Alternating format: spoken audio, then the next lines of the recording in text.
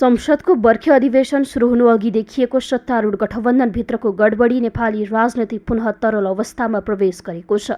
माओवादी केन्द्रका अध्यक्ष पुष्पकमल दाहालको एक अभिव्यक्तिबाट सुरु भएको सरकार हेरफेरको चर्चा राजनैतिक वृत्तमा केवल हल्ला मात्र रहेन, सत्तामै रहेका नेताहरूका सार्वजनिक अभिव्यक्तिले त्यसलाई थप पुष्टि गरिदिएको छ। जहाँ नुन सुक्यो त्यही पानी बग्छ भने चाहिँ हालको सत्ता गठबन्धन पनि ठिक त्यस्तै दिशामा बहिरहेको देखिन्छ। जहाँ स्वार्थको सन्तुलन सुक्दै जान्छ त्यही अस्थिरताको भुमरी बग्न सुरु हुन्छ। माओवादी केन्द्रको संसदीय दलको बैठकमा अध्यक्ष दाहालले भनेका दुई अभिव्यक्तिले सत्ता समीकरणलाई पुनः तरङ्गित बनायो।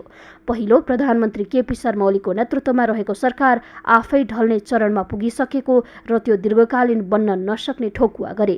दोस्रो, काङ्ग्रेस सभापति शेरबहादुर देउवासँग सरकारबारे संवादको थालनी भइसकेको र बैङ्कक जानु अघि देउवाले आफूलाई फोन गरेको खुलासा गरे।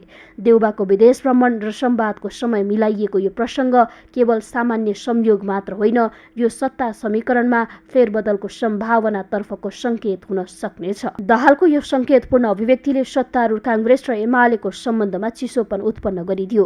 काङ्ग्रेस महामन्त्री गगन थापाले लोकतन्त्र दिवसको अवसरमा आयोजित कार्यक्रममा आधारभूत कुरामा सम्झौता गर्नु परे सरकारबाट बाहिरिन सकिने बताएका थिए। उनले सत्ताको स्वाभाविक सहकारी होइन बाध्यात्मक सहयात्राको कुरा गरेपछि गठबन्धनको आधारमा नै दरार देखिन थालेको छ।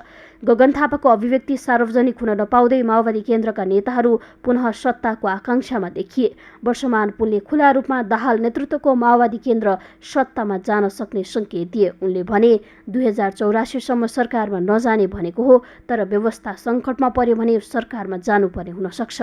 उनले वर्तमान सरकार आफै असफल भइसकेको र ढल्न मात्र बाँकी रहेको जिकिर गरे। यता प्रधानमन्त्री ओलीले भने लोकतन्त्र दिवसकै दिन आफ्ना कार्यकर्तालाई सरकार जान्छ भनिँदैछ, तर यो लोकतन्त्र हो, 5 वर्षका लागि सरकार टिक्छ भन्दै ढाडस दिएका थिए। उनले गठबन्धन भङ्ग हुने हल्लालाई सामान्य टिप्पणीको रूपमा प्रस्तुत गर्न खोजे पनि राजनैतिक चलखेलको गहिरो शङ्का मनभित्र लुकाउन सकेनन्। सत्ताको अस्थिर हल्लाले सचेत बनाएपछि उनले बैङ्ककमा रहेका काङ्ग्रेस सभापति देउवालाई फोन गरेर दाहालको अभिव्यक्तिबारे प्रत्यक्ष सोधपुछ गरे।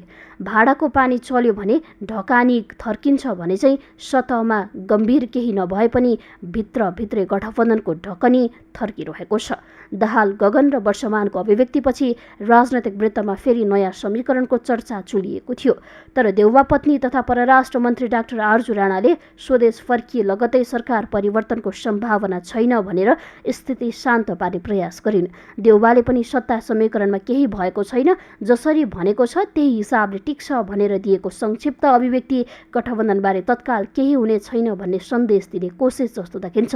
यद्यपि राजनीति भनेकै सम्भावनाको खेल हो। देउवा र ओलीबीचको आन्तरिक समझदारी टिकिरहेसम्म गठबन्धन कायम रहनेछ, तर त्यो समझदारी टुट्न साथ समीकरण पनि फेरिनेछ। काङ्ग्रेस एमाले गठबन्धनको निर्माण संसद र सरकारको दीर्घकालीन स्थायित्वका लागि मात्र नभई मूलत ओली र देउवा बीचको व्यक्तिगत समझदारीमा आधारित छ, जसमा पार्टीका अरू नेताहरूलाई पनि पछि मात्र जानकारी दिइएको थियो।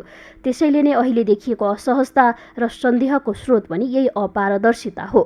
पार्टीभित्र भागभण्डा नमिल्नु, संवैधानिक नियुक्तिमा विवाद, सत्य निरूपण आयोगदेखि राष्ट्र बैङ्कको गभर्नरसम्मका नियुक्तिमा तानातान हुनु यी सबै आन्तरिक असन्तुष्टि र असमझदारीको सङ्केत हुन्।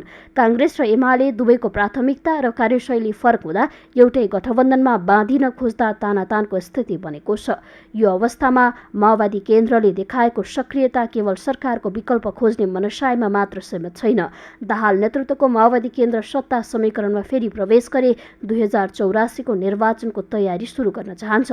वर्षमान पुनले सत्ता प्रवेशपछि जनपक्षीय कार्य, सङ्गठन सुदृढीकरण र चुनावको तयारीमा लाग्ने भनाइले उनीहरू सत्ता माध्यमको रूपमा मात्र नभई अब पुनः सङ्गठन विस्तारको हतियारको रूपमा प्रयोग गर्न चाहन्छन्। सत्तामा रहेका सबै दल वा नेताले दीर्घकालीन सोच, साझा राष्ट्रिय एजेन्डा र संस्थागत स्थायित्वलाई प्राथमिकतामा राखेका छैनन्।